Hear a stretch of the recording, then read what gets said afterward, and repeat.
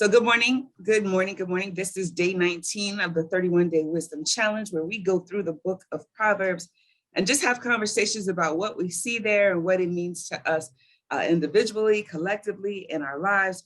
So we're going to go ahead and get started. So chapter 19. It's so funny. I heard you, Yvette, you were saying how it seems like the book of Proverbs is completely repetitive, right? But think about how many times we have to tell our children a thing before they get it. And the Bible tells us to be like little children. So I'm, thankful for the repetitivism, the repetition. Good gracious. I'm thankful for the repetition because it actually helps it to get into your system. Repetition is the mother of all learning. So Solomon, writing to his son David about what he needs to know to be king, the wisest man in the world. He starts off, well, he doesn't start in chapter 19, but where the chapters were divided at the beginning of chapter 19. Better is the poor that walks in integrity than he that is perverse in his lips and is a fool. Now, I was like, that's a little harsh way to start this out, right? Better to be, but the bottom line is simply this, that it's better to be poor and honest than rich, than being a rich person that no one can trust. Some people actually believe that money is the root of all evil. Money itself, riches themselves. When in actuality, it's not the money that's evil. It's loving that money more than you love purpose, destiny, the things of God. It's putting more emphasis on money than you put on people, especially the people of God. God has a plan for each and every life that we come into contact with. And there's a role that we're supposed to play in that process. And if we shirk that for some dollars, some dead presidents laying around in an account that's about, or on the corner in the floor. I literally read an article this morning about how in Canada, they're literally taking the bank accounts, seizing the bank accounts of those people, those truckers and the convoys. Like there are so many little known laws and rules that are written that say things like, if there's a state of emergency, we can take your money and use it. Did y'all know that? Neither did I. And so now I'm sitting here like, no wonder there's such a big run in the crypto space and coins and putting gold and silver in your homes and all these things, because literally what you think is yours is not yours. Look at Wendy Williams. They said, oh, she's out of her mind. One doctor calls the bank and says she's off her rocker, out of her mind. And what happens? They take all her money. She doesn't have access to like $5 million. So now her attorneys have to sue to get her own stuff back, but she's got to pay the attorney. It's just bananas. And so I guess the whole idea here is to simply get our trust out of riches, get our trust out of what we think is right, what we think is good, and go back to the book, the basic principles of wisdom. So if it means being poor and honest, I'm going to be honest regardless, but I choose not to be poor because I have that option. I can be honest and rich, or I can be poor and rich. Dishonest and rich. I choose rich and honest and integrity. And I would suggest you do the same, because remember, we have dominion in this earth realm. You can have what you say, you can have what you believe. There are too many people that don't even believe God walking around with massive riches and wealth, realizing that it's the principles. It has nothing to do with your belief system. It's the principles that are operating in the earth realm. And when we as kingdom citizens understand and begin to separate the church stuff and feeling like the churchy traditional stuff from the kingdom conversation that gives us the rules and the guidelines and the strategies and the tactics to operate in the earth realm, then we're going to see a lot more money flowing through the kingdom. Everybody wants to talk about this great exchange of wealth, but are you prepared? Are you ready? Do you know what to do with it when it shows up? If your answer is no to any of those things, I am going to strongly urge you to do what's necessary. Get the education, get the classes. Right now, you don't even have to go anywhere. You can stay home, watch webinars, watch short classes on your phone. We have an amazing program that teaches about crypto, stocks, and Forex because money is not going to be what it was for your parents. It's not going to be where it is for your parents. That's why there are crypto millionaire millennials, but not so much in our generations, because they just grasped it quickly and ran with it. We want to fight against it. We want to fight against the prick. We want to fight against the change in the tide. And in actuality, you better learn how to work it. Play the game. Learn how to play the game. Verse 4, wealth makes many friends, but the poor is separated from their neighbor. That means like wealth is going to attract people to you like honey attracts flies, right? You got to know that's part of it. That's part of it. But you've also got to use the discernment that God gives each and every one of us. Some would call it instinct, so that we know who's who and what they're here for. You know, people come for a reason, a season, or a lifetime. Who's who, and be okay with it. I remember the first time I cried about somebody I thought was lifetime who turned out to be season. And my dad was like, "Are you really crying about a person?" And then he said, "Shut up." That's how he talks to me sometimes. I'm a grown person. Did you say shut up, sir? And he said, "Don't you ever cry about someone leaving your life, because evidently there's somewhere you're going that they are either hindering you in getting to or can't go with you. Everything that God has for you, he doesn't intend for everybody around you to have access to." And we've got these big bleeding hearts. We want to just lay it all out there. And God is saying, "Could you please let people stop taking advantage of you? You just listen and I'll let you know what to do. Because some of the stuff you're doing, some of the stuff you're giving, there's no return on that harvest. Got to do it differently. Got to move differently." And then the last part of that same verse says, it says that wealth attracts friends as honey draws flies, but poor people are avoided like the plague. How true is that? Being here, living in a beach community, you know, where people come and holiday, vacation or whatever, it's a great place for the homeless to gather. And they do. The weather is mild. There are a lot of people willing to give money and do things. But what happened ultimately is the city came in and said, listen, I mean, it got wild for a minute. You could be driving down one of the main streets here and somebody just walk up to your car, your window open because you're enjoying the breeze, and just like reach in for money, for your purse, you know, to touch you and talk to you. All this crazy. So the city got involved. It was like, all right, we got to do something different and create a safer environment for people. You know, poor people are avoided like the plague. The problem was their solution didn't support the people that needed the help. It supported the people with the money. I'm not excited about that. So we have to find other ways. You know, they built a shelter, but it's almost 30 minutes away. What good is that? How does that help? So we've got to figure out, like, this is a problem that bothers me. It plagues me. It's a part of my why. It's a part of what hurts me. To WHY, what hurts you? It gives an indication of the problem you were created to solve, or at least have a major impact in that area.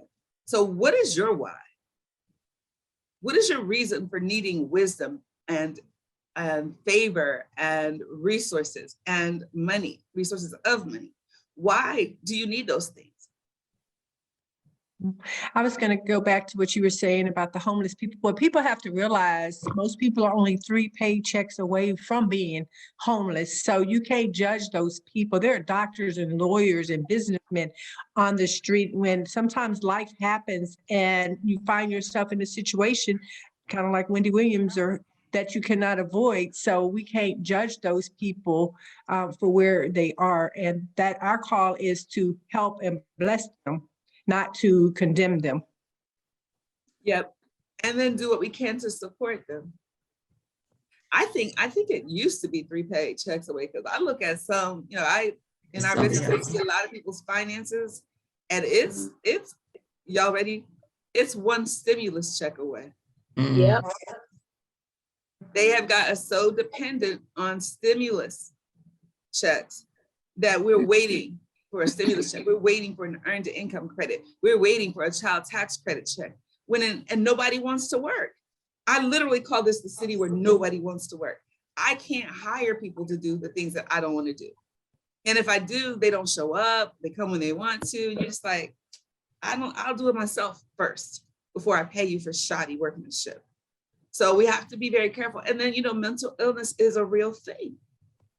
So even in the process of helping people, because they're quote unquote down on their, I don't like luck, you get as much luck as you work for, but an entrepreneur, a businessman, a doctor, a lawyer, someone who has had that level of success and discipline to get there will probably be working at McDonald's and homeless while they pull it all together. Right? So there's a difference then every time I come by this corner, you're simply sitting here, well-bodied, able man. And listen, it was hard, it was tough, but this is how I'm fixing it. And it's just a conversation. You can tell who's who, but we don't even want to talk to them. We don't want to touch them. We don't want to be near to them. But what about this faith bubble that you operate in? Right? The faith bubble used to be your church building. Now that you can't get in your church building, how are you moving? You still scared? You're still uncomfortable doing what God called you to do? You're still uncomfortable being where he told you to be? That doesn't make any sense to me. So we got to Katrina, yeah. Dr. Katrina, I remember I love doing things with the homeless. And it was so amazing, the people, the caliber of people that I would meet there. It was unbelievable. I'm talking to very intelligent people. And I was just like, oh my God. And it just really opens your eyes about, like you're saying, a stimulus check away. And I want to piggyback on something. So I was just talking to my husband just last night about when I used to be a director of the Arkansas Supplier Development Council, could not find an assistant. And then they would come in and they would feel, I'm just talking about this last night. And I told him, I said, it was one young lady. And I said, some of it was my fault because I wasn't a great interviewer. It's like, oh my God, you're hired, because I was so desperate. And this one girl was like, everything came back to me typed. And I said, sweetheart, why are you typing? She said, well, I lied on my application. I don't know how to work the computer. It was like, oh my God. So we're just talking about that last night, about trying to help an assistant. Oh, something as simple as, painting or building a deck. Yeah, you got the best prices around, but you don't know what you're doing. I showed you pictures of what this man did to my deck on my rental property. I was blown away. Then he brought somebody in to fix it. And then I was like, all right, cool. You know what you're doing. You're getting it done. Well, you know what? We're going to get rid of him and you can finish the job. Because first of all, you lied to me when you said you could do it and you knew you couldn't do it. So they get started and I'm like, yes, I can go back to the office. I can go do what I need to do. Girl, I came back to my house and I was just shocked and appalled. There was paint on the side of my house. I was blown. And then one day they just stopped showing up to fix it. They just stopped showing up. Then you want to show up 6 months later, like, hey, you got any other work for us to do? No. Well, I mean, we need a place to live. Can we rent your? No, absolutely not. So it's like how you do most things is how you do everything. How you do anything is how you do everything. I'm going to go ahead and make the generalization because that's how I decide who I work with. If you have no work ethic, if you're not a finisher, then I don't need you on the team in the squad. Why? Because that's what we do. We complete our tasks. And when we know that we are headed in a certain direction, and then not everybody gets there, you did that. You separated yourself, right? We'll pray for you, but we've got to continue moving. Why? Because we are on a mission. You've got to be mission driven, not to the place where you avoid people.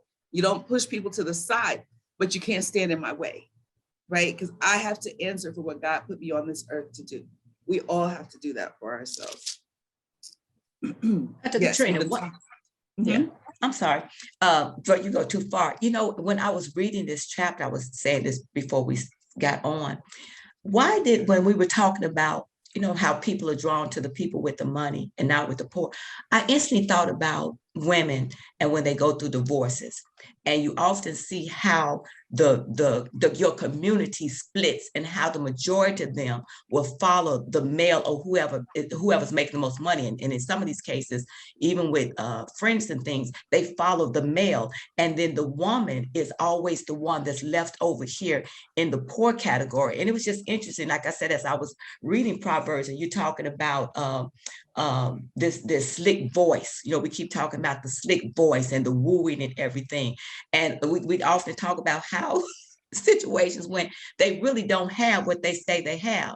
And it's usually most of the ones that are bragging about the riches. It's like in your spirit to say you don't have anything because you're talking about it too much. Lions don't need to roar. If I'm a lion, I don't have to tell you I'm a lion. I don't need to roar. You'll know I'm a lion because you'll see the mane and you'll see how I move.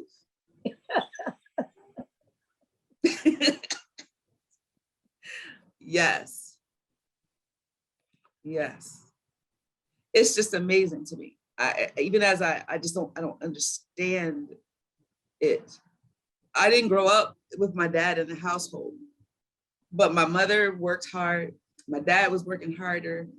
And somehow in the middle, all I got is my work ethic. Like some people look at, like my girlfriend's been here with me, and she said, I make her tired just watching me. Just like, where do you get the energy? Where do you get the drive? And it's because I have like a specific goal in mind. Everything has a time frame on it. The way that I'm working right now is probably for about another 30 days. And then it'll be more leisurely, right? But what people don't realize when they see me around the world, around the country doing this, oh, that's fancy, you did that, is because, right, I understand, like the ant we talked about in the earlier Proverbs, the seasons of work and the seasons of rest or play. And no matter how hard it looks like I'm working, on the inside, I'm at rest. I'm at peace because all I'm doing is my part so that Holy Spirit has something to work with. That's it. We think that we're totally responsible for the entire project. No, you can't open up a window of heaven and pour out a blessing on yourself. That's what he does. What we do is our part. What's your part? What is your part? What is your role in your own success? It doesn't just happen. Yes, I've met people who've never been through anything, and it scares me because you may not have been through anything at this point, but at some point in your life, you're going to go through something. You are. Everybody does. And if you haven't been through any fire, you can't come in the fire with me. Because I need you to know where to stand. I need you to have my back so I can have your back and we can make it through together, if that makes any sense. So let me just get back to this. Stop trying to look for somebody else to stimulate your economy. Stimulate your own economy. I remember when I first started that, it was even before the stimulus checks started coming out. And I was just agitated with people thinking the government is supposed to do something. Just think about it. When do you get something for nothing? What are you exchanging for the stimulus checks? What are you exchanging for those food stamps? What are you exchanging for Section 8 housing? You're giving up your freedoms. Literally, if you believe in the institution of marriage, and if you are shacking, you probably need to question your whole relationship with God. But, your whole belief system, I'll say that. But if you don't believe that shacking is the right thing to do and you want to be married, and then you have a government that is going to penalize you for getting married, is this who you want, Lord, over your life, over your finances, over your lifestyle? Like, I want to sometimes shake our people because we're just missing it. You're much greater. You're much better. You don't need a handout. These hands are all the hands you need. That's it. Now raise them in worship and honor, give God glory, and watch how he fills them. Some of us are just too stingy for our own good. You don't want to open your hands. That means nothing gets in them either. Hello, give, and it shall be given unto you. Press down, shake it together, running over shall men give into your bosoms. Might not be the same person you gave to, but you will get it back. You reap what you sow. All right, I think that's over. Houses and riches are the inheritance from fathers, but a wise, understanding, and prudent wife is from the Lord. We're just talking simply about honoring what God has blessed you with. It's all a stewardship issue. How are you treating that woman God gave you, that man God gave you? How are you treating that car God gave you, that house God gave you? How are you taking care of the things that he's blessed you with? You show your gratitude by taking care of it like a wise steward. Remember the parable of the talents? It was the wise one that took it, put it to work, made something of it, came back, brought it better than he got it. He received it that the master was proud of, that was pleased with. Okay, slothfulness casts one into deep sleep, and the idle person shall suffer hunger. Yep, and yep. I don't even need to say anything about that. So as we wrap up, there's so much in here. Discipline your son while there's hope, but do not indulge your angry resentments by undue chastisements and set yourself to his ruin. That is so serious. That's so serious. How many of, we can't even have a whole conversation right now. We're going to end up with this one, with 20 and 21. Hear counsel, receive instruction, and accept correction, that you may be wise in the time to come. Many plans are in a man's mind, but it is the Lord's purpose for him that will stand. Hear counsel, receive instruction, and accept correction. Listen to the advice that people give you. Doesn't mean that you have to use it, apply it. Doesn't mean that you have to even take it, but hear them out completely. It's a foolish man that stops another man from talking before you've heard the entire breadth of the matter. It's okay to listen, even to fools, because I need to know how foolish you are. I need to know how far you'll go, right? I'm that watcher. I'm watching people, how they move, how they interact, how they act, because I can see you coming then before you get here. I already know where you're going. So I'm prepared not to be rude or overtalk you, because I'm not going to argue with a fool. Fools argue with fools. I'm not going to debate with somebody crazy. It takes too much energy that I could be using doing destiny, purpose, talking to wise people, pouring into people, having people pour into me. No time for it. You've got to love knowledge. You've got to love it. You've got to look for counsel and advice. I mean, we've got now what we didn't have. You got YouTube full of all types of motivational, spiritual messages, anything that you want to know about. Did you know that YouTube surpassed Google as the search engine people go to most? It's crazy. But what did you watch last on YouTube? Was it the halftime show? Was it, and I'm not saying it's a bad thing, but you gotta make time for your self-improvement, for your personal development, grow as a person so that Holy Spirit has something to work with, right? You can't be a distribution system in the earth for kingdom wealth if you don't know what to do with your paycheck at the end of the week. I didn't say it, Solomon did. Don't be mad at me. If you are, it's okay. Can I share what the Passion Translation says? Please. Listen well to wise counsel and be willing to learn from correction, so that by the end of your life, you'll be known for your wisdom. A person may have many ideas concerning God's plans for his life, but only the designs of God's purpose will succeed in the end. Yes. Yes. Ultimately, it's God's purpose that will succeed. You can pursue what you want, all you want to, but until you submit and surrender your will to his, life is just going to be hard. It's going to be tough. And even when we see very wealthy people who say they have nothing to do with or no need for God or a God at all, what do you know about what happens to them at 2, 3, 4 o'clock in the morning? You have no idea what the facade that we wear. Think about the masks that we wear. If you were to peel back the mask on that person, you have no idea what you would find there. So don't be impressed by what it looks like on the outside. Because just like you don't look like what you've been through, most people don't. Most people don't look like what they've been through or even what they're involved in. Trust God, seriously. Trust discernment, seek it, seek his voice in every situation. And that's how we have true wisdom and true wealth. Have a fantastic day. See you tomorrow for day 20. Bye.